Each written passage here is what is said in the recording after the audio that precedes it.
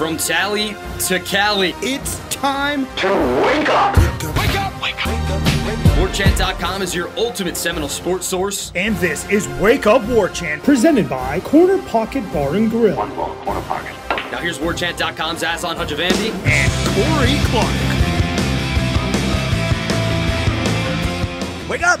What is up, everybody? It's Wake Up Warchant, presented by the Corner Pocket Bar and Grill. Coming up on today's show, some strong words from Mike Norvell about what's going on in Michigan with their scouting plans, I guess we could say. Will home cooking from the refs be a problem against Wake Forest? And the rest of your questions on the Renegade Express mailbag. Wake Up Warchant, presented by the Corner Pocket Bar and Grill, Tallahassee, Florida, 2475 Appalachia Parkway. Also on the internet over at cptallybar.com. You can place your orders to go. You can also check out the daily lunch specials, but that's why you tune in, everybody, and then you tune out as soon as we tell you what's going on at the Corner Pocket. Thursdays, cheesesteak sandwich, chicken or steak, $8.99 comes with a side dish of your choice, straight fries, curly fries, coleslaw, potato salad. I'm just making things up now. No, I'm not. They're all available. Can you believe that? And there's more. Broccoli, side salad, tater tots, freshly cooked potato chips, onion rings. $8.99 for one of those and a freaking cheesesteak sandwich. Who loves you? The Corner Pocket Bar and Grill. Bingo night as well. Or no, yes, bingo night. Sorry, Corey, I'm all over the place right now. I feel this energy in the air, man. It's Wake Week. We got to get them, man. It's time to get them. It's just time. It's time. How are you, though, Corey? I'm good, buddy. I'm good. I hope you're doing well. I trust you're doing well. Also, I want to give a quick shout out to Corner Pocket, but the bar downstairs, the Seventh Hill Tap Room, is now open. It's back. It's open again. Yeah. It's craft beer establishment it's trying to pattern itself like an Irish pub, so it has a different menu.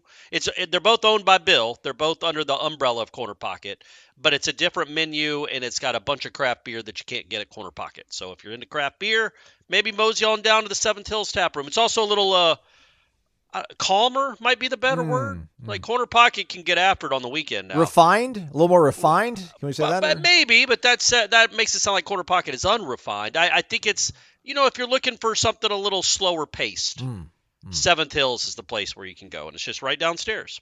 Seventh Hills is like first date place. Corner Pocket's like, we know we're good for each other. Let's go let our hair down. Yeah, you don't have to get to know each other the whole time. Like Seventh Hills is a little quieter.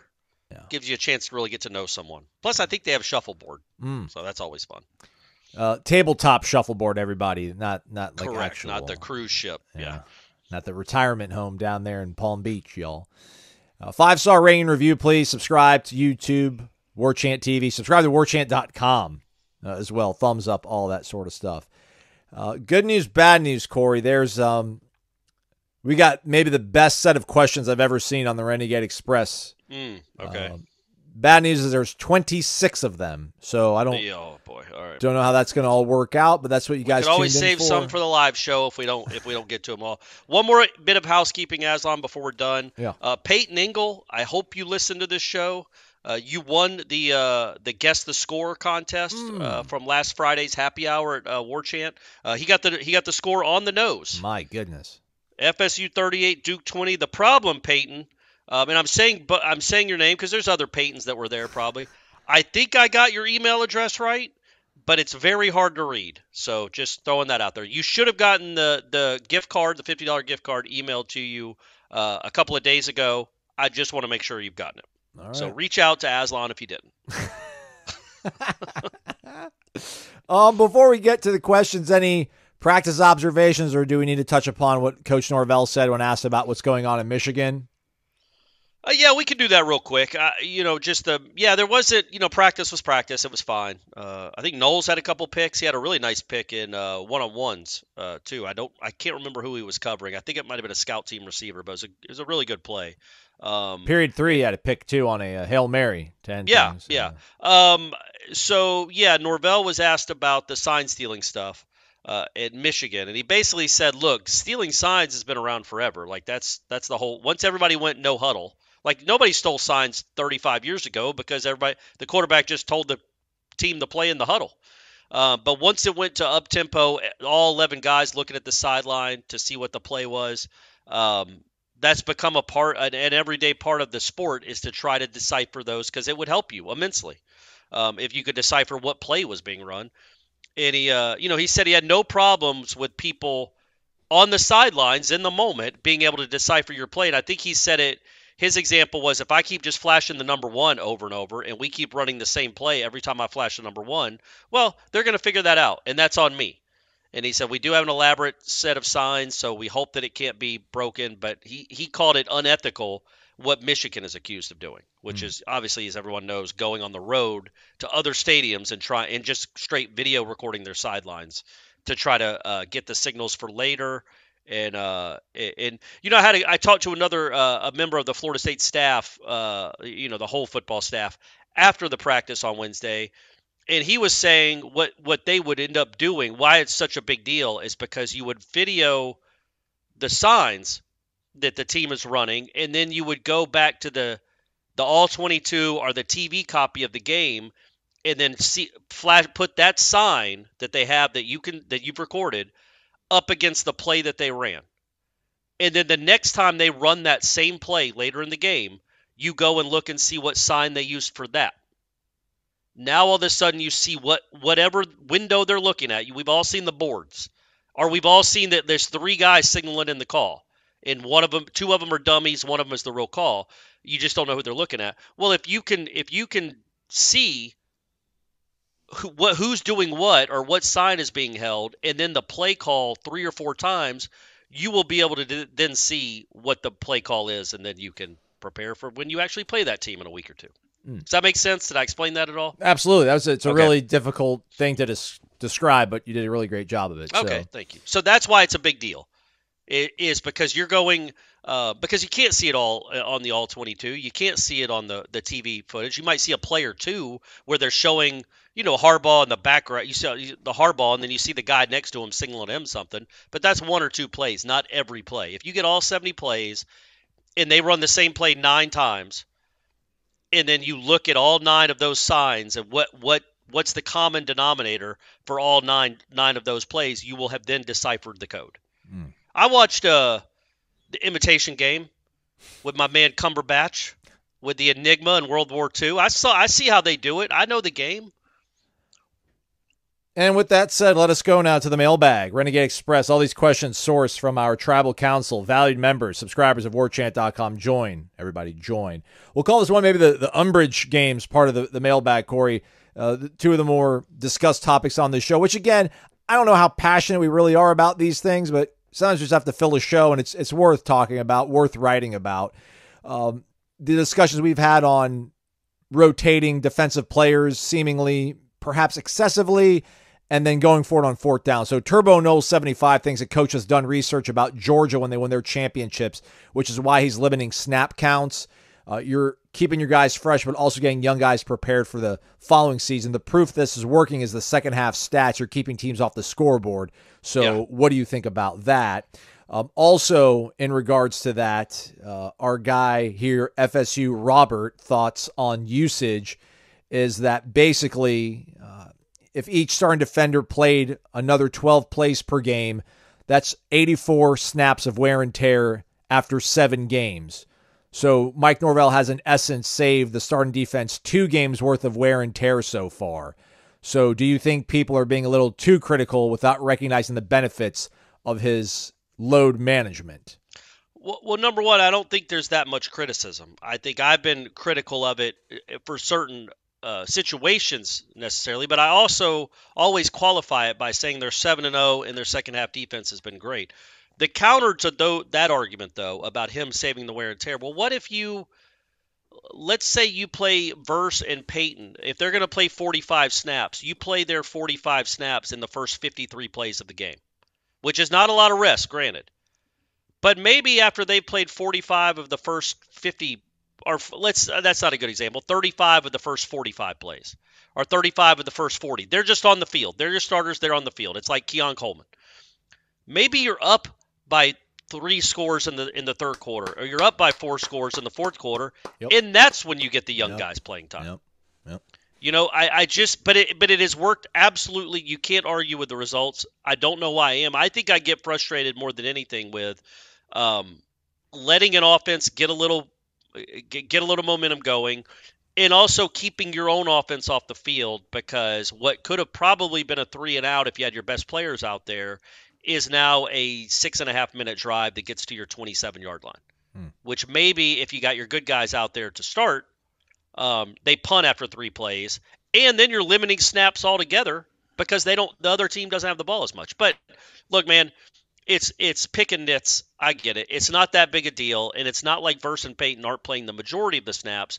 And that's really the only one that I have the biggest issue with. Maybe linebackers too occasionally, but it is a lot of wear and tear, man. And they are trying to play 14 or 15 games this year, and so they are doing a service by letting the backups play. They play 21 players.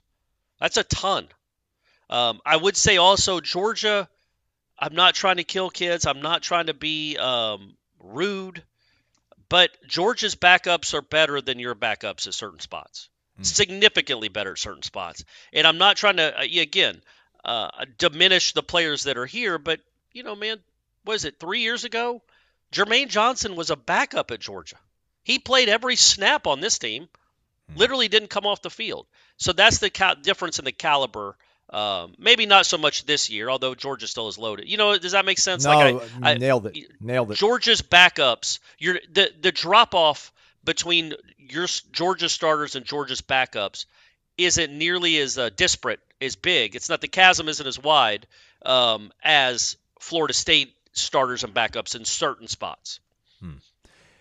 4th downs. Sam E. Knoll, which is gracing us with his presence, he's active on the board. Strong, like 1,000 posts, but 4,000 likes. So when he talks, people like him. Yeah. Wake up, long-time listener. Old school. He's been around for a long time. Yeah, he was on the other network, too. Yeah, he followed us. Wake up, long-time listener, first-time questioner. I look forward to listening to you guys every day. Awesome. Didn't realize he was listening every day. Appreciate it. Thanks, buddy. A lot of arguments about Mike's 4th down analytic decisions. So here's half question, half statement. We should find the answer out to this at some point. Do we know if Mike handles these decisions completely on his own, or does he have a guy in his ear sitting on a computer helping to make each of these individual decisions during a game? I would say there's no chance there's somebody on a computer in the moment breaking down the situation. I think he goes into a game thinking, this is what I'll do if I'm in this spot. This is what I'll do if I'm in this spot. If I'm 4th and 1, outside of my own 30-yard line, I'm always going. I would think that, you know what I mean? I don't think it's like, what does it say now? He should know, quite frankly, what the right play is from an analytical standpoint before he steps foot on the field. Now, the question is, sometimes we'll let him go ahead with the second part. I don't think there's somebody in the computer. I think that's in the way he's talked about it in the past. I think it's all Norvell making that decision. It's solely Mike Norvell coming to those conclusions on when to go for it and when not to. It is, but I wouldn't be surprised if there was somebody in the booth that has like a chart or has some kind of access to something that's letting him know, like, hey, it's 3rd and 6 right now. Like, if you're thinking about going on it here, if you get 2 yards, you're going to be at 65%. But if you only pick up 1 yard here, you're going to be down to 32%. But wouldn't you think he would know that? I guess that was my point. Wouldn't he know that anyway going in? It's like a pitcher He's got coming a in feel in the 8th inning, and you're like, okay, well, this is Acuna likes the ball here. Like, you don't have to tell the pitcher. You wouldn't think that this is where Acuna likes it. This is where we want to try to pitch him, because they've already talked about it before the game started. You're not wrong. Sense? You're not wrong, but I think there might be some confirmation bias in this. Maybe, to where if you hear a guy telling you in your ear, hey man, you're at 62% right now, as opposed to he's like, yeah, you're at 35%. Like, I know there's a feel for it, but like if you hear those like disparate numbers, like, all right, like let's not do it here on this one. But I wonder if he's that analytical. You know what I mean? Like, I know he plays the numbers, but I don't know, like, analytical meaning he's strictly going by what the numbers say, and there's no gut involved at all. Yeah. He doesn't strike me as somebody that is pure analytics or pure football. Gut. I think it's both. Yeah, he's played football, so I get it. Sammy just want us to let everybody know that he's firmly Team Mike when it comes to analytics. I think at some point people are going to realize this guy might actually know what he's doing, even if they don't completely understand it. Well, look, and I think when it comes to these 4th down decisions, by the letter of the analytics, you should probably go for it on almost every 4th down decision you get. I think what gets lost sometimes in the analytics, and I remember this from being a Falcons fan, is the Falcons. There was one year where they were god awful in short yardage, like unbelievably bad, like the worst in the league by leaps and bounds, and they kept going for it on 4th and 1 and kept getting stopped. And it's like at some point you coach to the game too, and you coach to your team. And now it's too early in that game against Duke to say this is how the game was. Their defense was dictating. But my counter to going for it all the time, or when you should go for it, in this particular instance is you're facing an offense that is not going to go up and down the field on you. That has to matter. It just has to matter. Like, their chances of going 70, if you punt in that spot and give them the ball at the 15, their chances of going 85 yards and scoring, what are the chances of that happening? Very little. Their chances of stopping you on fourth down, I think, are greater than their chances of going 85 yards. They had a banged-up quarterback, and they have one of the worst offenses in the country even before he was banged up. So they're not going to move down the field on you much. And I'm not saying he made the – well, I did say in that instance he made the wrong decision. I first guessed him. I'm sure the analytics told him it was the right decision. And I don't think just because it didn't work, that means I'm right and Norvell was wrong. I'm just saying there has to be more to it than just, okay, the number said go for it, so I went for it. Like, coach to the game and coach to the opponent. And sometimes, like when you're playing Wake this week and you have the ball, it's 4th and 1 at your 24-yard line. Wake has literally the worst scoring offense in the country. And Wake has a quarterback, if he starts, is ranked 120th in the country in pass efficiency. They are not going to score a ton of points on you. But do the numbers in that instance probably tell him to go for it on 4th and 1 from his own 24-yard line? But is it worth the risk because of who you're playing? You're not playing USC. So if you don't get it there, you're giving them points where they don't even have to earn it. And with an offense like that, you need to make them earn it. That said, I sound like Jimbo Fisher talking. And I'm not Jimbo Fisher. I love going for fourth downs. I really do. So I don't even know where I stand. Mike, just keep winning games. Flavanol says about the fourth down stuff. Love Corey's fourth down column article. It was spot on. No need to further discuss decisions on whether to go for it or not. Norvell's let us know where he stands with words and actions. Corey ended the article by astutely suggesting that we get better fourth down plays. I'll take it a step further.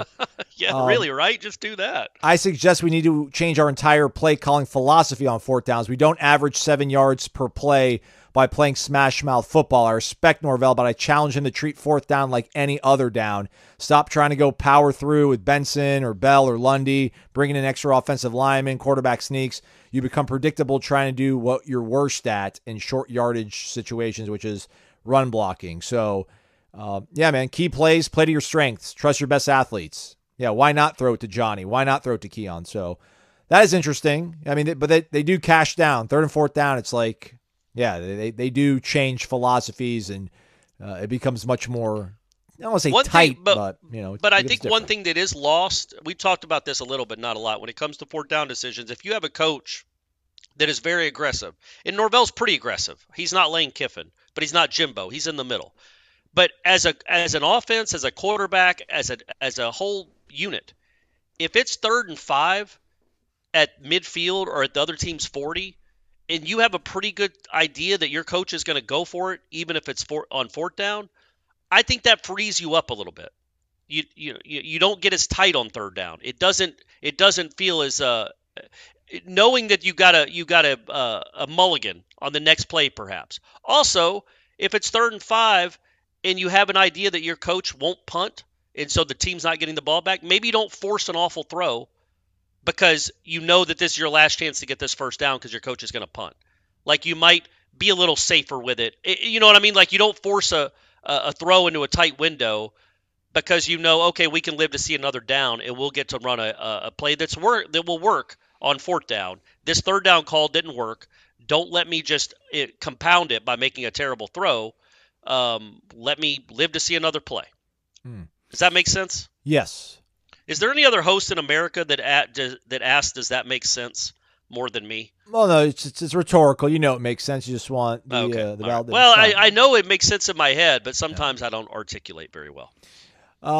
Bourbon is your friend, our guy Dave from Bardstown, and he's got 3 jokes. Let's go to the one that actually has a question attached to it. Executive privilege. We'll go on that one. Will Clemson finally use the portal to get a new coach? Well, they will have to at some point. Whether Dabo coaches there for the next 20 years or quits in 2, they're going to hire somebody after him. It will be. We talked about this today, right? Is he going to just own up and say, I made a mistake, that was dumb, we're going to the portal? Whoops, screwed up 3 years, guys. Sorry. It's ruined You 3 know what years. I feel like it could be? I just thought of this. In 1998, Barry Bonds was, and I've said this before on this show, I think, Barry Bonds was the best player in baseball, and it wasn't particularly close. And nobody gave a rat's behind because roided up freak goofballs, Sosa and McGuire were hitting the ball 600 feet and chasing Roger Maris. And that's all anybody cared about.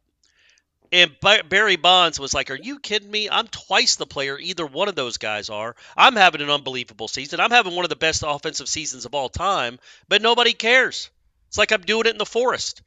So you guys love home runs. You guys want to play this stupid game and get your body all bulked up. Well, watch this. And then he became Paul Bunyan with a head the size of a planet and started hitting home, and I mean it literally and figuratively, and started breaking records that will never be seen ever again. And is there a chance that Dabo goes full Barry Bonds this offseason? It's like, okay, y'all want to play this way? Okay, watch this. Watch what Ipte does and the Clemson brand does in the transfer portal this year. Y'all made me do it. I didn't want to do it, but y'all gave so much attention to Florida State and all the transfer portals and all these other transfers that I was like, and that I'm like, you know what? I'm going to go and show them what this at peak capacity, what this space station can look like. There's at least a chance Dabo does that.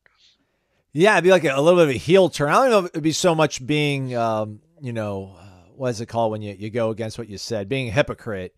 Contrarian? Oh, yeah, hypocrite. Exactly. It wouldn't be so much hypocritical. Just like, listen, I said the fun's in the winning. It hasn't been fun around here lately. I want to get back to winning. We're going to do what we have to do to win. That's within the rules, Yep.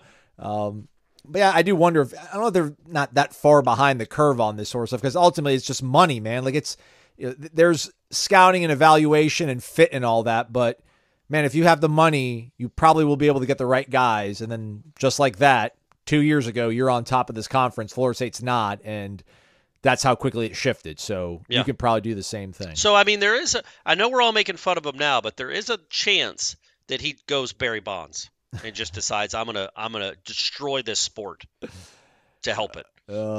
Austin 19. I don't have a good answer for this question, Corey. I'm hoping you do. Happy Thursday, y'all. What has been the biggest difference that you have seen with Alex Atkins at offensive coordinator versus Kenny Dillingham at offensive coordinator? Yeah, better players. Right. Is it more? Is the difference more Atkins OC, Dilly OC, or Dillingham play caller, Mike Norvell play caller? That's not his question, but Yeah, but I think that's more accurate. I like the way Norvell calls a game more than I necessarily like Dillingham, but I also don't think that's fair because Dillingham's number one receiver the last year he was here was Andrew Parchment. He did not have Johnny Wilson or Keon Coleman or Jaheim Bell or Trey Benson for that matter. He had Corbin as a nice player, but yeah, so it's hard. I just think, man, I don't know that there's anything real different. They were better running the ball last year. I think they care about establishing the run, maybe a touch more with Atkins. But by and large, I would just say, they're better players than I haven't watched enough Arizona State to see how similar it is to Florida State's offense. Is it? I mean, I know they don't have the players Florida State does or the quarterback, but do they run? Can you look at those sets and be like, yeah, I see that all the time? Yeah, I mean, formationally, it's very similar. I mean, they go with a certain tempo. He does like running the ball. It's not an air raid pass happy thing, It's not like Gus always gets considered like Gus, like, oh, high flying offense. Like, well, actually, Gus Malzahn really likes running the ball first and then getting everything around that. But yeah, I mean, formationally, they run a lot of the same sets, so it's same tree for sure.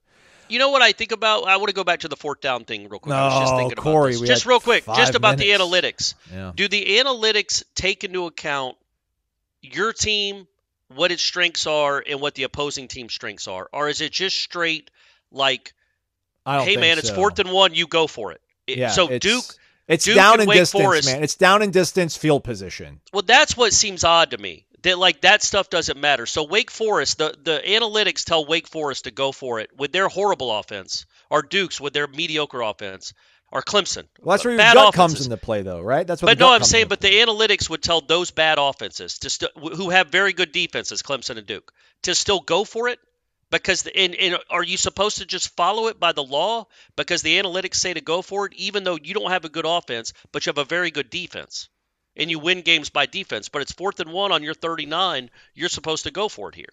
The analytics are just across the board, because to me that's like hitting on 15 no matter what the dealer is showing.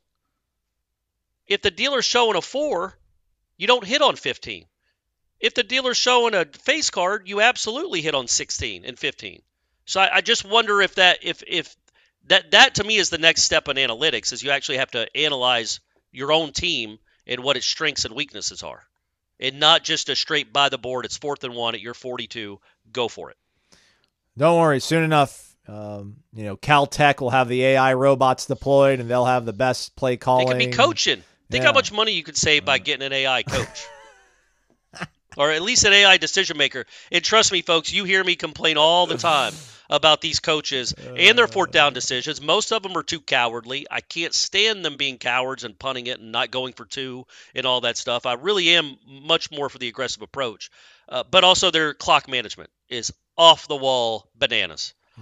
So yes, I think most of these schools could use at least an AI robot coach to tell them when to call a timeout, when to let the clock run, and all that. Mike's pretty good at that, though, right? Mike yeah, he's pretty good. Yeah, he's pretty good. Yep. What's pretty good is the show. What's even better than pretty good is excellent, and that's Vitamin Energy. VitaminEnergy.com, promo code Warchant BOGO, Warchant BOGO. Reach out to our friends over at VitaminEnergy.com, Florida State alums. The Warchant BOGO promo code is working. It's all good, but as somebody pointed out on the boards, it is a one-time use thing. So, well, that seems like a important part. Yeah, a little wrinkle there. Yeah. Sorry about that, everybody. That's Aslan. That's an Aslan problem.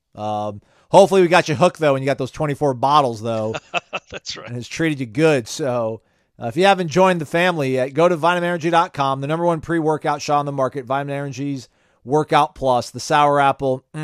Somebody, even AF Nole fan, says Sour Apple is the best. You'll hear from him soon, so he wouldn't lead you astray. VitaminEnergy.com, promo code WarchantBOGO, BOGO. Buy one, get one free. Energy with benefits. VitaminEnergy.com.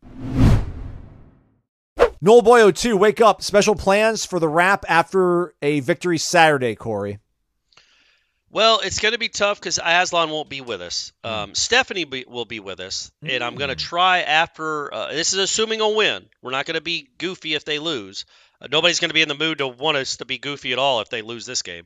Going to try to get Stephanie to go in with us and film us from Snuggy Hill. Ooh. I have a Snuggie, by the way, if you guys want one. Well, yeah, she probably does too. I'll tell her to bring it. But we can go because she'll hold the camera. And I think Ira and I both having credentials and her with us, we can explain, look, we're going to record our post-game thing. She's just holding the phone, which is actually exactly what she'd be doing. She just wouldn't have a credential. And we would go near Snuggy Hill. I don't know if we're going to lay on it or eat it. We have not decided exactly what we're going to do on or near Snuggy Hill, but we are going to come up with something. Okay. AF Nole fan, aforementioned in the program here. Wake up, longtime listener, first time posting for the Renegade Express. Welcome. I drive an hour from Pace, Florida to NAS, Pensacola every day at 4 to 5 in the morning. I really enjoy your show. It really keeps me engaged with the Noles. Thanks for all you do. Oh, thank you. You're welcome. Well, thank you, man. It's tough getting up that early, man. I think NAS, I think that's some sort of armed services thing here. I'm guessing AF Nole fans, Air Force Nole fans. Okay, so there you go. Thank you for keeping the bad guys away and letting us do a podcast every day from the comfort of our homes. America. What's the key defensively to win this game and plant the spear on Snuggy Hill? Is a shutout this year too much to ask for? Last time we couldn't do much to stop that stupid slow mesh. Go Noles, take your Vitamin Energy. Sour Apple is the best. And can't wait to hit up the corner pocket next time I'm in Tallahassee. Absolutely. And Seventh Hills. Yeah. Well, they don't have a good quarterback. That quarterback was really good. Offense, period. They don't have a good offensive line. They lost, they definitely lost their best receiver off last year's team. And then they've had another good receiver banged up. Donovan Green, they lost in the preseason. Our guy John Dell told us yesterday he was their big play threat. They lost him in the preseason, so they haven't had him. A.T. Perry is left. Yeah, it's But so, they, like I said yesterday, they're last in the country in tackles for loss allowed. They average getting tackled for loss almost 9 times a game. They have the lowest scoring offense in the ACC. They have the 10th lowest scoring overall offense in the ACC out of 14. They are just not very good offensively. It is a weird deal. It is a weird handoff, slow mesh thing. But I think they're running not as well as they did with Hartman, but it's not that far off. Yeah, it's not. It's their passing, which has taken a huge step back. They obviously, and we didn't mention it, they lost Hartman to Notre Dame. But, last year they scored 31 points. Hartman threw for 250 and a couple of touchdowns. I think they had 430 yards of offense. The year before, they had 480 yards of offense and scored 35 points. And A.T. Perry had 9 for 155 in that game. I wrote a story on it, so that's why I know those off the top of my head. So you're not going to get a shutout. How often does that happen anymore? Unless it's Michigan, but and we know why they're doing it. Come on, man. But the key is to just not give them, just not have busts. If you don't bust. If you don't, and that doesn't just mean the secondary, it means a defensive end crashing down for no reason and giving up the edge for 35 yards. Now, they're going to make some plays. They're Division I athletes, and they're in a Power 5 conference. They're going to make plays. I feel like it's going to be very hard for them to sustain drives against you. And what I think Florida State has done a very, very good job of all season, save for the since Boston College, they're making everybody earn it.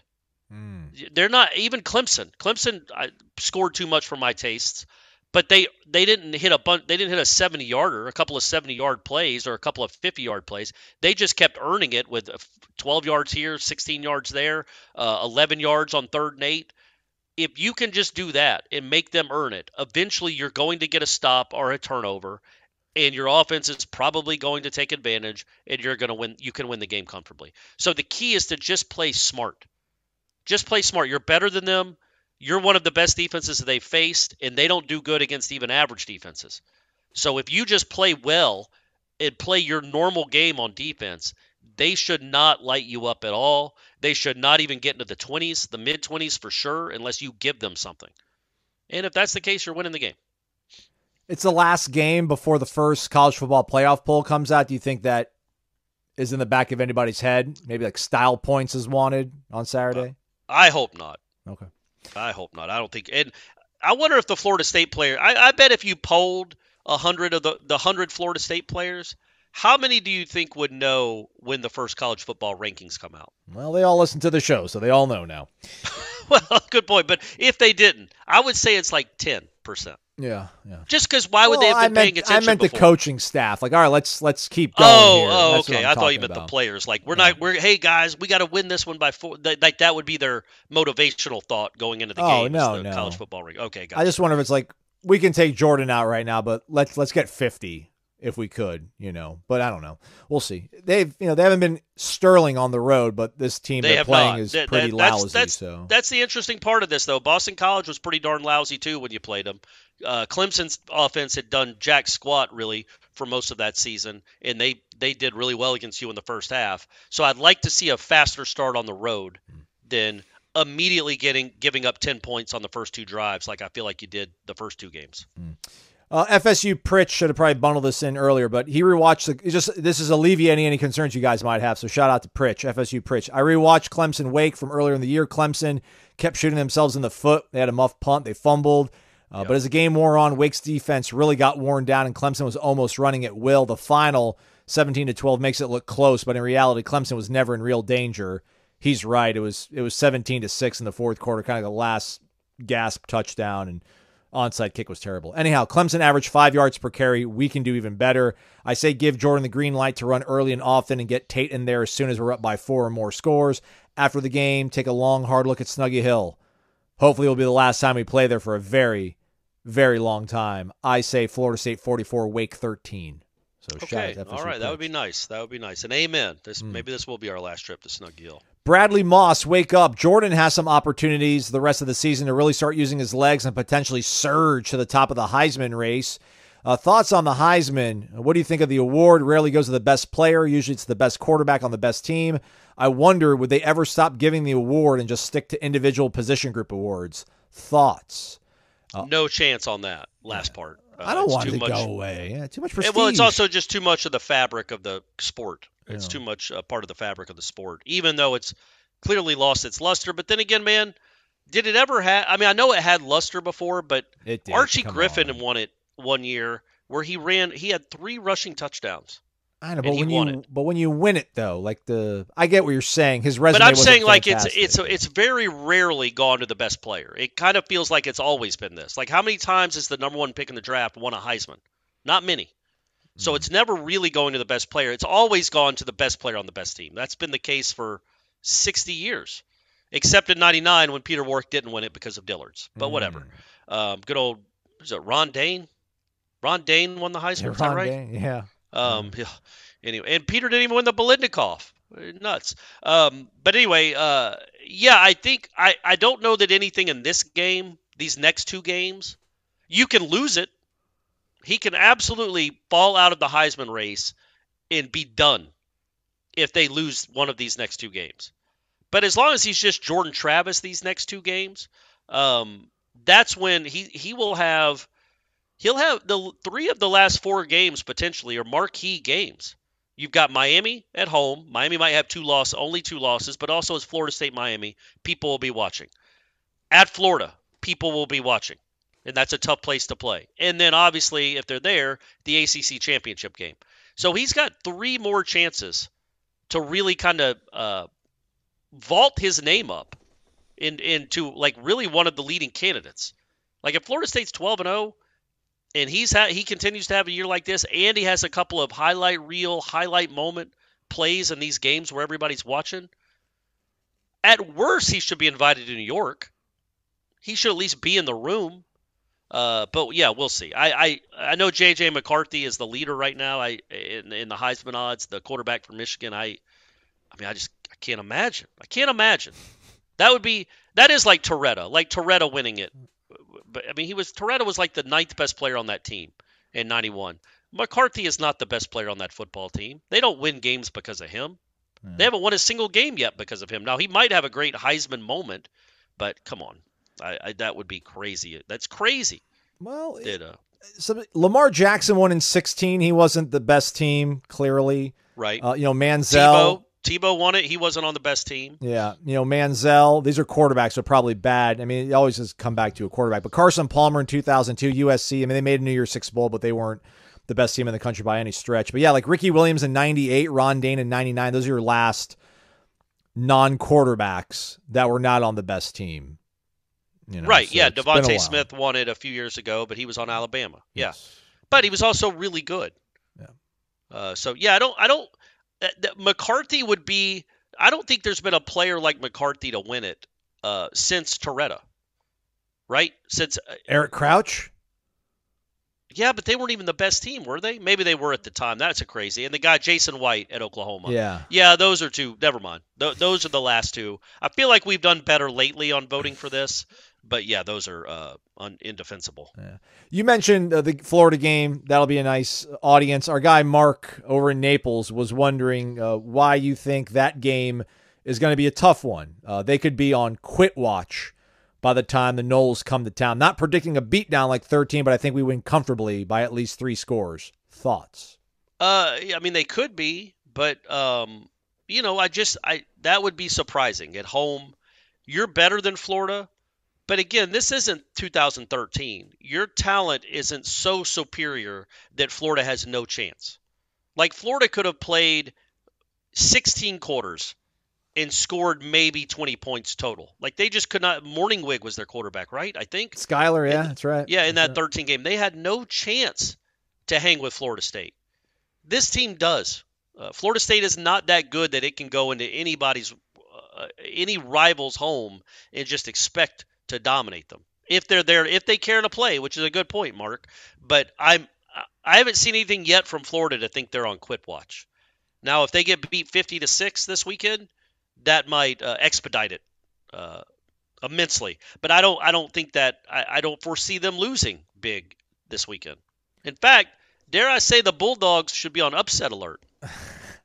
Just throwing that out there, gang. Just throwing that out there. I mean, 2 years ago when you talk about Florida State football is a lifetime ago, but I mean, it was 2 years ago that you went in there and they had an interim staff, and they all quit on the previous staff. Yep. And the interim staff figured out a way to best you. Now, listen, your quarterback wasn't available for all your drives, so that affected things. But, yeah, I mean, I think that might be a night game. I mean, if it is a night game, that freaking venue with nothing to play for other than ruining the season. Like on the 97 to 2013 spectrum, both those are huge swings. Those are both polar opposite, like radical ends of the spectrum. This is still probably just a nudge closer to like a 97 thing than a 2013, right? Like it's much more likely to be a competitive game and you may be losing than it is you blowing them out from the kickoff. Well, actually, it wasn't the kickoff because 13 they struggled for about a quarter, but then they ran away with it. Nonetheless, let's carry on here, Corey. Next question. Let's go to Old Dadsanol. Clemson and Louisville, now Carolina. There goes all the credibility nationally for Florida State and the ACC. To think we were not too long ago discussing a one-loss Florida State getting in. Why is it the ACC always does what the ACC does? What's the gripe? I guess just seems like Florida State right now, this conference is not helping out by how poorly they look, because Carolina lost last week. Before that, Louisville. Clemson obviously now is not the Clemson of old. It's weird, though, right? Because Clemson got into the playoff at least twice with one loss. To unranked teams, like Pitt one year and at one of home. them was at home, right? Syracuse, the other one, yeah. And they still got in the playoff each year. So it's not like the ACC let them down. Apparently, it's only when Florida State is very good that the ACC, the weakness of the ACC is a problem. Because I can promise you, if Florida State had lost the game in 14, any of those games, they're not in the playoff. They barely made the playoff as an undefeated ACC team. It turns out they beat some good teams that year. So, yeah, but Clemson, meanwhile, can lose at home to Pitt and then lose on the road to Syracuse, and they waltz in. And I think one of those years they struggled with Carolina in the championship game. And they just waltzed in the playoff, no drama at all. So, again, I think it's easy to say right now in October. Let's see how it all shakes out. But there is a chance you might be playing a two-loss team in the championship game. Clemson might have 5 losses by the time this thing is over. And, you know, it's a bummer that's the reality. But the ACC isn't as good as the Big Ten or Pac-12 or SEC this year. Doesn't mean they're always lagging behind, but this, especially with the Pac-12, but this year, the last year of the Pac-12, that's a better conference than what you have. By the way, that year that you mentioned, North Carolina, they were undefeated that year. They ended up losing. That was right. The first year they made to the national championship game. They lost to Alabama. But yeah, actually, I think the ACC has been kind of insulated from everybody else looking a little bit down as well. Like the Big 12 is not deep, and that's been pointed out. The SEC is not, the Alabama being down, LSU not being what people thought preseason. I think there's just an overall feeling that maybe there's so much parity this year that I don't think the ACC is being branded as less than as they had been in previous years. At least one guy's opinion that kind of watches more football and listens to some other voices out there. But we both do agree now that if Florida State loses a game, it's a very uphill climb. Very steep uphill climb to try to get in the playoff, right? Yeah, until everybody else starts losing. Yeah, they can't afford a loss. Yeah. I don't think. Well, because we say that thinking that whoever wins that Ohio State-Michigan game is going to be undefeated. So that's their trump card. And they can afford a loss. Like Michigan can lose at the championship game. If they've just beaten Ohio State and Penn State, they're in. Yeah, they can afford a loss, but Florida State cannot. Yeah. Even though they beat LSU, but whatever. Jimbo 11, what's up with CJ Campbell? I know we're deep at running back, but I haven't seen him get any reps recently. Does he have a future here? Well, he was not dressed out on Saturday night, so do with that what you will. And the week before he did get a carry against Syracuse. It was one carry, and I think it was because Rodney Hill wasn't available, but he did play a little bit against he had the 22-yard run, I think. Was that Syracuse or Virginia Tech? I think it was Syracuse. It happened more recently here. Happened this month. I know that. But yeah, so look, man. There's Trey Benson. There's Keziah Holmes. There's Toafili and there's Rodney Hill. It's big room. They can't all get touches. Yeah. Deuce Spann, I don't know if Deuce Spann does he have one catch this year? It's just hard. There's only one ball to go around, so not everybody gets to play, unfortunately. And I'm not saying that dismissively. It is unfortunate for C.J. Campbell, but he's the fifth string running back. And I think he would have a future here. I mean, they're not. It doesn't seem like they're recruiting over him. I know they got Cam Davis in the fold, but it's not like they've got. But he's never going to have a kids. future as in he's going to get 12 carries, 15 touches a game. Right. I don't think. I mean, they have to leapfrog at this point 4 other guys. Bishop 1617, wake up Aslan and Corey. Aslan, will you and Ira be carpooling again for the road trip to Snuggy Hill? Can we get a live stream of the trip after your adventures coming back from Clemson? We will not be in the same vehicle. No. That's a Corey Ira joint. Aslan's not going to Snuggy Hill. But he is going to Pittsburgh. Correct. With Ira. Yeah. And that's what I want to know about. Are y'all flying together? Oh, yeah. No, we're flying back together on a 5 a.m. flight out of Pittsburgh International Airport on Sunday. So that's going to be fun. What time do you think Ira's going to want us to leave the hotel to get to the airport for a 5 a.m. flight? 8 p.m., 8:30. Yeah, probably 9. He don't want to sleep. You can sleep. You can sleep your happy ass on the carpet in front of the terminal, buddy. Love you, Ira.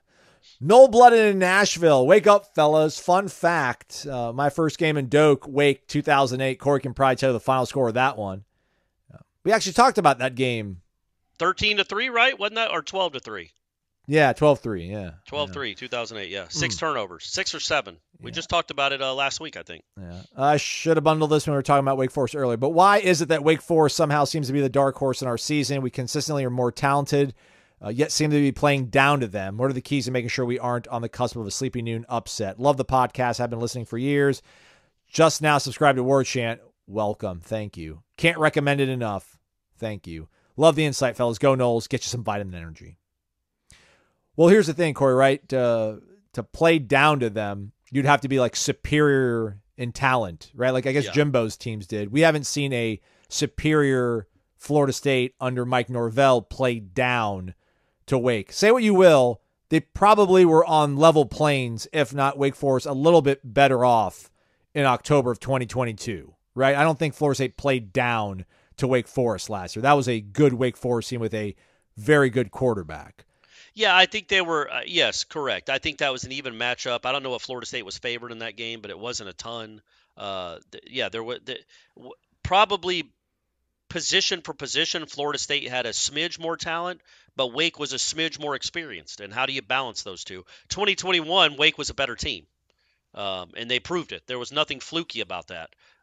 If Jordan Travis had played the whole game, it would have been probably a shootout, but your defense was not stopping Wake. Wake scored 28 points in that first half and probably could have scored 55 if they wanted to. I didn't realize Clausen and Adam Fuller had such a relationship together, so felt like Clausen maybe took it easy on him in 2021. So no, yeah, I think that Aslan's right. I don't think you necessarily played down the last few years. This year, if you lose or if it's a close game in the fourth quarter, you have absolutely played down to them. And then that's a very good question to revisit. But let's see what this looks like on Saturday. I want to see them come out and pummel them early. I want to see them come out and jump on them. They, just do what needs to be done on the road to take the crowd out of the game. You might be playing a true or a third string quarterback, and if you're not playing him, you're playing Griffiths, who's more experienced, but was really struggling when he was playing. So he has no either way. I don't feel like you're going to be facing a quarterback with a ton of confidence. And you're facing a bad offense, period, whether the quarterback thinks he's Joe Montana or not. So go out and handle him like you're supposed to early. And the offense needs to do what it does and go score points early and run away with this thing in the second half. That's what I'd like to see. How that happens, I don't know, man. Like I said, play smart. Don't kill yourself with penalties, although good luck because it's Wake Forest and Winston-Salem. Here's a little stat for you guys. I don't know if you follow me on Twitter, but Wake Forest has played 2 home games in the ACC this year. They have been called for 6 penalties in those 2 home games combined. Their opponents have been called for 27. It's 27-6 in penalties at home in conference games for ACC and its opponents. And Narduzzi, credit to him, because this might actually end up benefiting Florida State. Not only did he criticize the officials after the game on Saturday, he came back at them earlier this week too. and said, I guess I don't know how to teach DBs how to play anymore. They kept getting called for holding. Like, there's nothing we can do. Like, they reach out and grab us, and we have to put our hands out. Otherwise, they're going to push us down. And then we get called for the defensive holding. And so he really griped about it. They had 13 penalties, Pitt did, in that game. Wake had 4. And then the game before, Georgia Tech, which actually beat Wake Forest by 2 touchdowns in Winston-Salem, Georgia Tech was called for 14 penalties for 140 yards. Wake was 2 for 15. So no going in. There is a chance this game remains closer than it should because some funny business goes on, because we've all watched Florida State play in Winston-Salem over the years, and funny business always seems to go on. I'm first predicting it, but don't you think Narduzzi probably helps Florida State? Like, Well, it's that's on thing. the It radar. happens to everybody, man. Like, this is not a Florida State-centric problem that we continually talk about. It's bizarre almost now. I get the frustration, but you think it's not? You think it's normal? It happens to everybody that one team has 6 penalties, their 2 opponents have 27. That's just normal. That's football. That happens all the time. But I'm just saying, it's happened to Pitt. It's happened to Georgia Tech. If it happens to Florida State, like, it happens. It's not people out to get Florida State. I don't know why Wake Forest is getting away with it. Why Wake Forest is the beneficiary? That's kind of odd, I would think. My point is, like, look, Hartman legitimately made a living on underthrowing receivers and getting pass interference. That's how I can promise you they spend 2 periods a day teaching those wide receivers how to flail to try to get interference calls. I can promise you, because they're incredible at it. And that's not even a joke. It's part of what they do. It's like Duke teaching flopping in basketball. It's just part of what Wake Forest does. It's part of their offense. I'm going to throw a lob down the sideline. It's man-to-man. I'm going to throw it into the DB's back. He can't stop. You reach over him as if you're trying to catch it. It's going to look like he's pushing you 15 yards, automatic. They do that all the time. They've been doing it for years. It's part of this offense.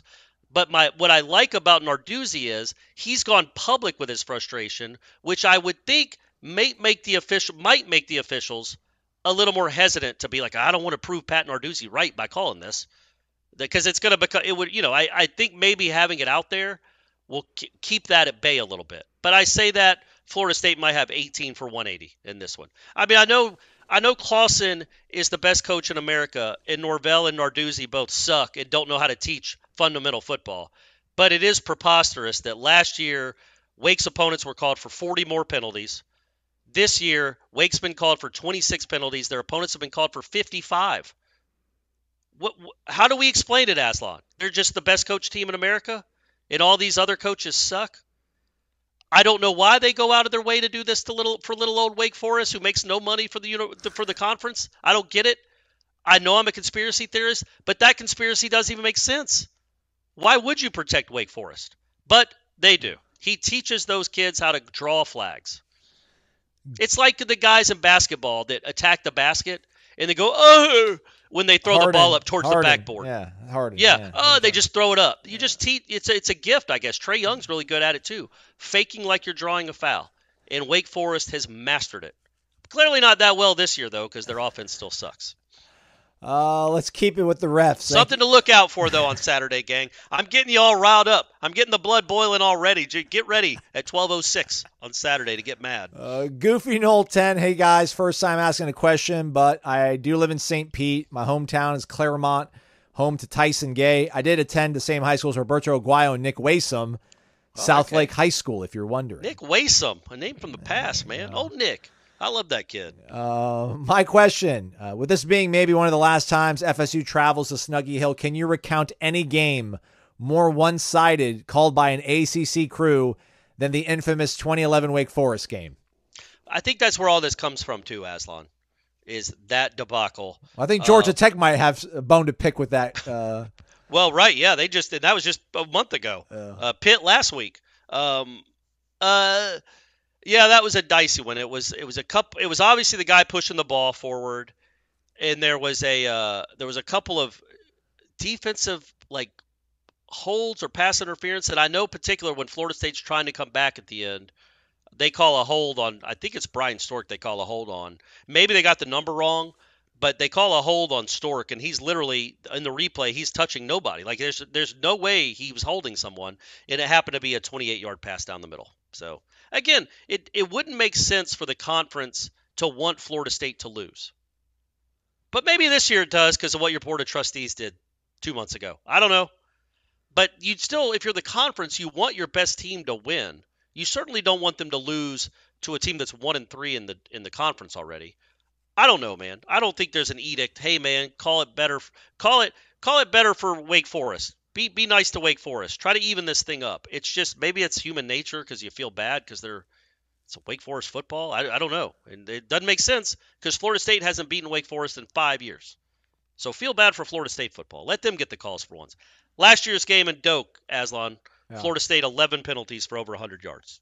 How much did Wake have? A lot less than that. Yeah. A lot less. Okay. Yeah. Renegade_Bryce, long-winded question. All right, well, let me go ahead and see if I can pare it down here. Wants Jordan to use the legs a little bit more.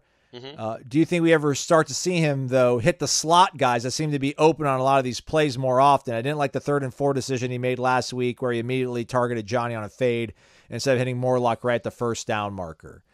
Thanks, guys. Support the sponsors. Go Noles. Moving the chain, scoring 6 there would have been a huge spark at that point in the game.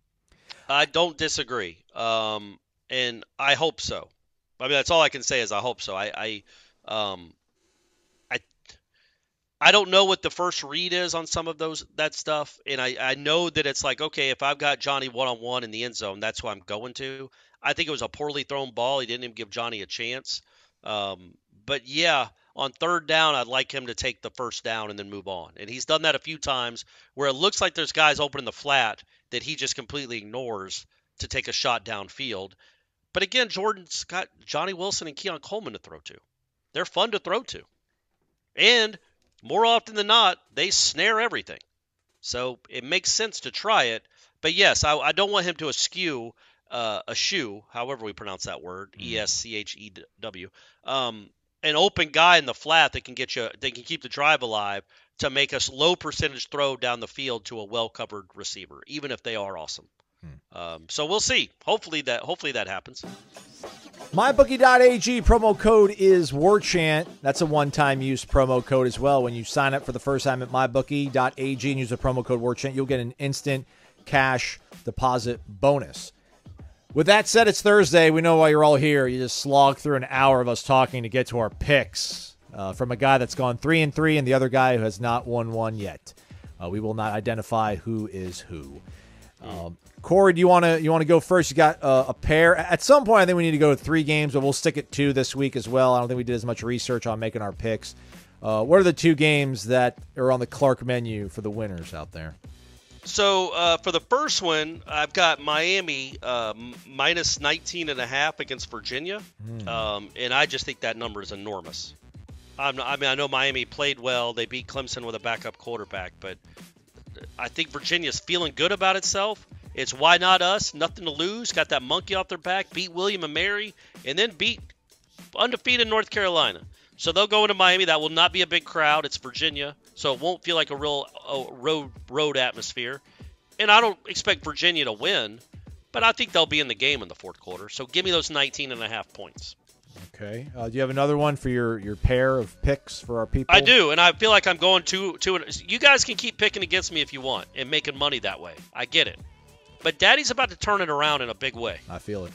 And I got one for tonight, a game tonight, an ACC game, Syracuse and Virginia Tech. Virginia Tech's only favored by 2.5 points. And I just don't get it. I think that Drones kid has given them life. I think they played their 2 best games were sandwiched around the Florida State game, which they actually were in that game late in the 3rd quarter too. They played pretty well in that game too. I think watching those 2 teams up close, I think Virginia Tech's better than Syracuse. I think Virginia Tech's quarterback is better than Syracuse's. So I'm going to take Virginia Tech minus 2.5 at home. Lane Stadium on a Thursday night. Are you kidding me? Inner Sandman, Unforgiven, Nothing Else Matters. Play all the Metallica songs. Master of Puppets. Any of them, man. It don't matter. Virginia Tech's going to win that game, and I think win by at least 2 scores. Okay. Wow, that was a lot. Sorry. It's okay. UConn Boston College 51 is the total points. We're going to go with the over on that one. What are we doing? You're just picking random stuff. And I'm trying to flip a coin. I don't know which one I want to go with here. At least I did ACC games. Well, I mean, Boston College. You got BC. You're right. Yeah, You're right. man. BC might score 51 on its own. Yeah, man. We like them around here. How about Luke Fickell playing against his alma mater in Madison, though, and getting 14.5 points? Ohio State. Ugly game against Penn State. Maybe a little bit let down. Badgers have been pretty lousy, but I think maybe they'll keep it close enough that it'll be under 2 touchdowns. So let's go Wisconsin plus 14.5 at home against Ohio State, and we'll take the over on UConn Boston College at 51. I feel like that's 4-0. Those are 4 winners, gang. It is. Parlay them if you will, if you wish, everybody. MyBookie.ag, promo code WARCHANT. Let's see how much more we can get in before our live show tomorrow at 6 o'clock. Tune in for that one. It'll be fun. I think I'll be operating from my mother's house. I'll be back in the Bay Area, so we'll see how that goes out. Random_John, good morning, Azon and Corey, the best team of WarChant podcasters I listen to. And I listen to all of the WarChant podcasts. Okay, there you go. I'm glad he clarified that. Yeah, there we go. All right. Trey Benson's running game. Is it in the friend zone? Gets along real great, lots of promises, but never really taken it to that next level. What's the rom-com turnaround moment we need to make those yards gained more than just platonic? Because my man feels friend zone pedestrian this year. It's been discouraging for our guy, I bet. And we haven't spoken to him in a while. Actually, no, we spoke to him maybe 2. I wonder how he's holding up. We spoke to him after the 200-yard game. Well, that was Southern Miss, though. But No, it wasn't. It was Va-Tech, right? Oh, yeah. Yeah, those 2 home runs. Yeah, Syracuse. Yeah. No, Virginia Tech. Final answer. You're right. Virginia Tech.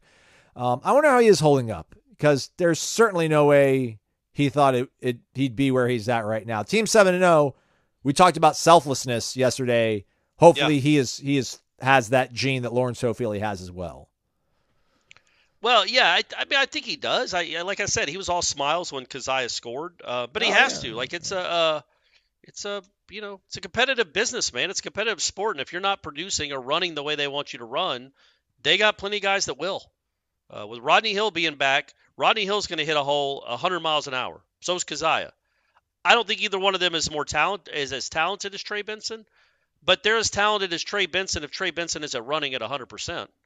If he's not running with 100% force and explosion, they're better than he is. A lot of running backs are. Trey Benson is special because when he decides to hit it, people bounce off them. He's really big and really fast, but he's got to decide to hit it, and maybe they could run plays that more suit his running style too. I would say that would be something they could think about doing. But I can't think of a rom-com scenario that needs to happen. Yeah. I was trying to think like he could I was going to say fake well, I'm not going to even say that. When Harry Met Sally scene in the diner. But that would even make sense in the context of football. So I don't know. It is interesting that like those home run shots that he's had this year, particularly those ones against Virginia Tech, were like on, I don't know if it's not outside power, but like outside, like runs mainly outside the tackle box, it feels like not toss sweeps or anything, but it hasn't been a lot of inside power running that Trey has like busted off past the second level. It's been these get around a corner. They did not have good edge integrity, and then he's gone because he has speed. And I feel like, in my opinion, honestly, and this is just anecdotally, I don't have the evidence or data in front of me. I think Toafili has been better on those inside runs. I think he's run harder. I think he's hit the hole harder. I think Toafili runs knowing, okay, 4 yards is pretty good. 6 yards is pretty good. It's better than 1 or 0 because I don't hit it's not a big hole. Maybe there's not even a hole there, but there's a crease where I could hit it and at least fall forward for 3 or 4 yards if it's not there, instead of kind of stopping and looking for something else and trying to bounce, and then you've got nothing. It's Eschew, by the way. Eschew. All right, yeah. Eschew, which I didn't know that's how you pronounce it. Eschew. Yeah. Noles _no_1. I'm starting to think there's a chance Johnny Wilson returns next year. What do you think?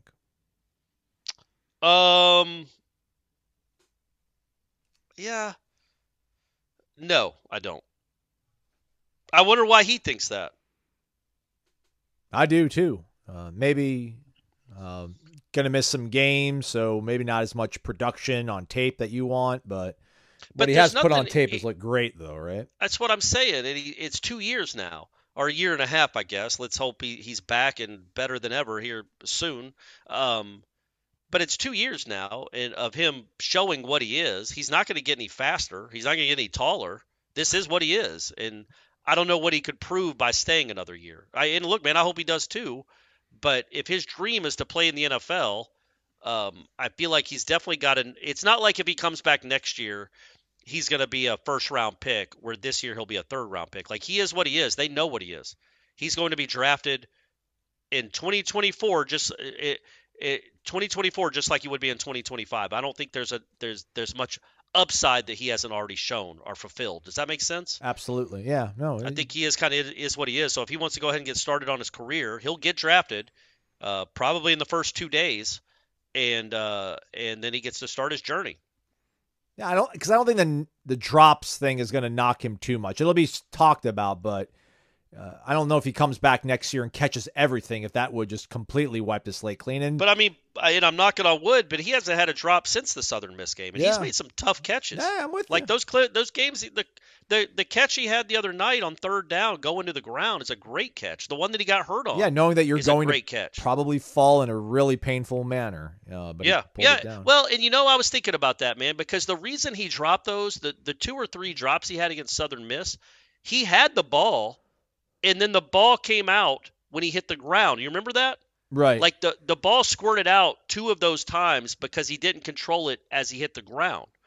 Well, that That's was how drops work sometimes, though, right? But that was so ingrained in him to not loosen up his grip on the ball before as he's hitting the ground, that on that play he hit his head on the ground because he was so worried about holding on to the ball. You know what I mean? So that goes back to the Southern Miss game where he did drop the ball because he didn't have it wrapped up necessarily like he should have, and the ground knocked the ball out. He wasn't going to allow it to happen that time, and it just so happened he couldn't get his arm up even a little bit to protect his fall. So it's a bummer it worked out that way, but I think that tells you something about Johnny Wilson. Yeah. That he got better at it. He hasn't had a drop since the Southern Miss game. Candy Knoll, wake up, good morning. I think waiting to use Jordan's legs until the second half is the coach's way of rotating the quarterback position and keeping Jordan fresh for the second half. Yeah. Good point. I am finally okay with it. This team is built different, runs different than what we're normally comfortable with, and especially this year when there is more parity than most, it might be exactly what is needed. I am mostly commenting here, though, to ask Corey to please keep starting to write his how FSU lost stories in the second quarter and then rewrite the entire story later. It's getting to superstition level now, and it's only silly if it doesn't work. Thanks, and go Noles. I'm 2-0 in that. I had written one against Clemson, and then I hadn't written that they lost last week against Duke, but I had written a whole probably 500, 600 words on the fourth down stuff. And then they won by 18 points, and I just hit delete and started fresh, started anew right after that. So it gives me something to do during halftime. Yeah. I very rarely do I write something at halftime and it actually stays in the column, but I still do it. I don't know why. I just do it. Big B7034, Bakari, wake up. Morning, gents. Noles 7-0. I will enjoy the ride because we all know it could be worse. Mm-hmm. My question is, what position group for next year's team would you guess the staff hits the portal hard for? Quarterback, one with 2 to 3 years of experience to compete with Tate, or do they look to add another experienced linebacker? My guess, based on possible departures, would be cornerback. What do you guys think? As always, eat at the CP and be sure to shake and take some vitamin energy. Go Noles. Defensive line, right? Interior. I think the 2 big ones are the whole defensive line, and that should always be. Honestly, I think that's probably always number 1 priority. Amen. Go get you some monsters on the defensive line. Keep feeding this program with Braden Fisks and Daryl Jacksons, ones that are eligible, and Jared Versus. That's good stuff. That makes everything better. But that's understood. You're always going to want line of scrimmage guys, and you're going to want older guys. That's a position where you like old, experienced, strong guys. I also think linebacker needs to be addressed in a major way because you're losing Deloach, you're losing Tatum Bethune. Nobody, and I mean nobody, has proven that they belong as a starting linebacker in this program other than those 2. Nicholson, we like it. We like what the potential there. Nicholson might end up being very good, but we don't know. I think I think we kind of know what DJ Lundy is, which is a fine role player. I don't know if he's a starter. He's certainly not an elite linebacker. And then I would say the same thing really at this point about Omar Graham. So you don't love what you have at linebacker, and you're losing your two best guys. So I would think obviously line of scrimmage goes without saying. I feel like you hit the portal hard for a couple of very good linebackers. Not saying I disagree with you, but I saw. Where's that kid from Louisiana Tech? Grubbs? From back in the day, from the COVID years. Oh, T. Grubbs. Yeah, what's he up to? He's a Tulane making things happen for the Green That's Wave. right. He transferred, didn't he? I'll look up his stats. You go ahead. Yeah. I saw this on Twitter, and it was like everybody dunking on this poor guy that I think was part of the Penn State media, or maybe he was a fan, and he was like, here are the 3 reasons why Penn State is going to beat Ohio State. And, one of them was like Drew Aller and the offense. One of them was like, it's our time, that's always the worst reason to say that your team is going to win a game. Like number 3 on this 3-point list was our linebackers. And it started rattling off all their linebackers and like, they're going to be too much for Ohio State to handle. And clearly, Ohio State didn't play great offensively, but much better than Penn State. It just goes back to my whole point about, listen, LSU felt so great about Harold Perkins, Omar Spates, who they brought in from Oregon State. That was a great Pac-12 linebacker. Show me, man. Like, people, send me links if you want that are linebacker till you die. Show me where linebacker play is affecting outcomes of important football games. Like, I see Fred Warner doing stuff for the Niners in the NFL. Maybe it's a little bit different.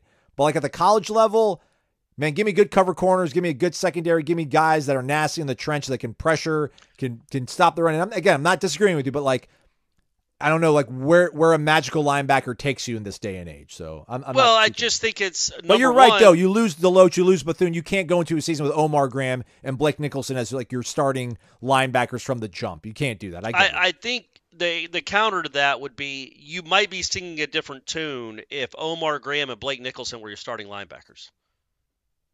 You would see the difference with those two guys compared to the two experienced guys. And Deloach is a really good athlete. Bethune is kind of an instinctual linebacker that can make plays. If you go from that, if you see the disparity between them and then the guys behind them, you would see, oh man, this isn't good. You would see the I everything. Got you. The disparity. You know what I mean? Filling the gaps. I Also dealing with mobile quarterbacks. My man Grubbs not having the best year at Tulane. He's at Tulane. He had 49 tackles in 5 games, Aslan, last year at La Tech before he got hurt. Ooh. But this year, through 7 games, he's only got 31 for Tulane. He's starting for him, though. He's still playing. But he's already transferred, so I think he's out of the equation. We got to go somewhere else. I would say also the reason I didn't say corner is I like Azarie Thomas a lot. And he'll be back. And Greedy Vance will be back. Greedy Vance. I think Quindarius Jones has a chance to be pretty good. No. So I just think there's a few more question marks at linebacker than at corner. And you might be able to move Noles back there if you get safeties. That you want. So you're right. All right, let's take maybe 1 or 2 more here. Gio Noel, wake up. Hello, my favorite podcast crew. We're 7-0. To even say that brings a smile to my face. From where we were a few years ago to being ranked number 4 is amazing. My question to you both is, how long do you think it will take for the young players to come out of their shells? Hakeem, Destin, Spawn, LOL, on offense. Lyons, Hussey, Nicholson, Ward on defense. I haven't recognized DeMarco Ward in a minute, but he's probably in a black jersey. Thanks for all you do. You make a difference in our lives more than you know. Calm down. Oh, Love you, though, Gio. That's very sweet. Don't calm down. Sing it from the mountaintops. P.S. Corey, it was great to finally meet you and Jeff at CP a few weeks ago. Oh, it was great meeting you, Gio Noel. I meet a lot of people. You remember it fondly, though, I feel like, Corey. You remember that one feel fondly. like I do, and I hope my interaction was positive with you. I try to keep them positive, and I try to give people my time. I really do. I'm not one of those people that's like, hey, man, nice to meet you, and then I just keep looking at my phone. Right. I do try to interact and have a real conversation with people. So I hope I was nice to you, Gio Noel, when we met. I apologize that I don't quite remember the entire interaction. I think half of his list, though, we would expect to be important pieces next year, like Hakeem, Destin, yes. Hussey, and Nicholson, maybe even Lyons, so more than half of the list. So. Yes, absolutely. I think all those guys are going to be a part of the rotation. I think all of them are going to be starters, honestly, as the way the program sits right now. I think Conrad Hussey has a chance to be him and Shaheem in the same backfield next year would be could be nice. But yeah, look, it's hard when you're playing on a team that is literally probably the most experienced team in Florida State history. It's just got gobs of experience everywhere.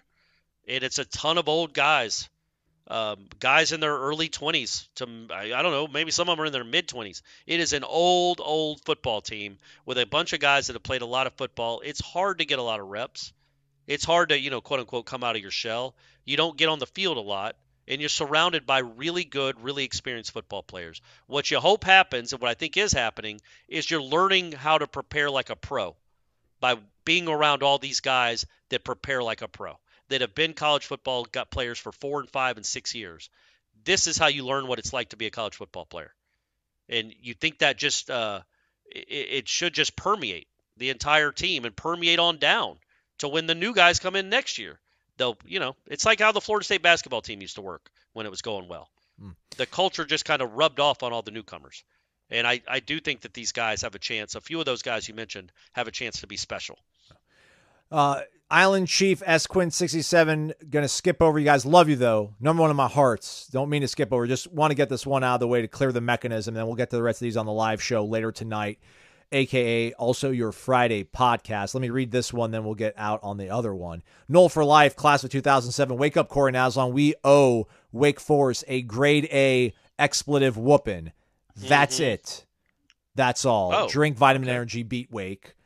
And then let's get this one out of the way, too. Our guy Marlon, wake up, gents. Miami game approaching. By the way, see y'all at Corner Pocket the Friday of that game. There you go, Marlon. Yeah. Isn't he the one that comes up with a lot? Isn't he the listener that comes up with his family that are all Canes fans? Yep. Is that right? Yep. Yep. Some friends. I don't know if the wife is a Canes fan, but yeah, he was with some Canes fans 2 years ago. But who had the fun ride on the way back that time? Yeah, right? So. Absolutely. Him and Andrew Parchment for life, baby. Yeah. Parchment Funkadelic for life. Yeah. We talked about this, but let's just get it back out of the way so we can, again, focus on the other ones tomorrow. Would it behoove Florida State to play their starters a bit more to get them ready, or continue playing with backups in the middle of these next two games at Wake and Pitt? Love the show always. From Miami with love, Marlon. So Look, Miami man, approaching, what do you do these next two games? Do you factor in Miami approaching at all these next two games? But that assumes that when you play Miami, that they're going to, all of a sudden, Verse is going to be playing 90% of the snaps. And Bethune and Deloach are going to be playing 90% of the snaps. And I haven't gotten the sense of that all year that that's what they're going to do. I didn't look at the Clemson game. I guess I should, the PFF numbers. But I feel like Turner and Edmond played, and those backups at linebacker played a decent amount in those games too. But I could be wrong there, so I'm not sure. I get it. But again, I guess it just goes back to the results, man. That these results are working. I would personally, I would play my starters earlier. I would play them more earlier in the game to maybe get some breathing room where then you can filter in some backups. But that's not how they play. They know it's a 4-quarter game. It's as I've said, it's a lot like Florida State basketball when it was rolling. They'd have a 14-3 lead at the first media timeout and then bring in a whole new 5, and all of a sudden the lead's gone. But by the last 6 minutes of the game, you are completely pulverizing the other team because they're dead tired and your guys are fresh because they played 21 minutes. And that led them to a lot of wins. And it's certainly helping Florida State. They have owned, except for one game, they have owned the second half of every game they've played. In the second half they did not own, half the team apparently had the flu. So maybe that had something to do with it too. So I can't argue. It's hard to argue with the results, but it is frustrating in the second quarter when a team that you should be beating comfortably is hanging around, and you see guys on the defense that are maybe allowing yardage that other guys would not allow. There you go. Did I give you time to look it up, Aslan? Verse 65 against Clemson. Patrick Payton, 55. Okay. I wish I'd put it in better. Edmond, 23. Byron Turner, 15. All right. They play. Wow. Okay. All right. So I guess Clemson probably ran like 75, 77 plays. 82. So Verse was on the field counts. for most of them. Yeah. How much? 82. So Verse was 65 of 82. Yep. Okay. Yeah, that's where I'd hang. That's my sweet spot. But you got to get these guys ready too. I would just again maybe mix and match more. Also, that Jared Verse was the highest graded defensive player against Clemson in that game. That is the second. That's the highest grade he's had this season against a Power 5 opponent. By the way, shout out to Peyton. Again, he had an exceptional game on Saturday, I thought, against Duke. He really was. He made some big time plays, and his pass rush was really impactful. But he looked good again at practice today, on Wednesday. Maybe, just maybe, old Patrick Peyton is turning himself into an NFL player and a future All-ACC first-round selection. You know what I mean? Probably not this year. Oh, yeah. But this guy is starting to show the makings of being a big-time player. And he'd already proven it a little bit, but don't you feel like he's coming along? He's getting better and better and better. And him and 5 on the other side, that's a nice tandem to have. What's the acronym you guys use for him on headlines? Old batted balls Peyton. OBBP? OBBP. Old batted balls Peyton. I don't think he got one against Duke, but he was close. He's all up in their face, jumping up. Yeah. All right, that's a wrap for us. Thanks so much for hanging in there. Be on the lookout for the Warchant Report powered by Cummins. Full preview of the upcoming game against Wake Forest. Jeff Cameron, Irish O'Fell, myself. We also have the voice of the Demon Deacons joining us for his thoughts on the program out there. Jeff Cameron Show, 1 to 3 o'clock, matchup analysis as well. We will have a over-under contest up on the boards on Friday. And then don't forget, again, live show, 6 p.m. tonight. That will be your Friday podcast. Can't wait for it. He's Corey. I'm Azon. Thanks for listening to Wake Up Warchant, presented by the Corner Pocket Bar and Grill.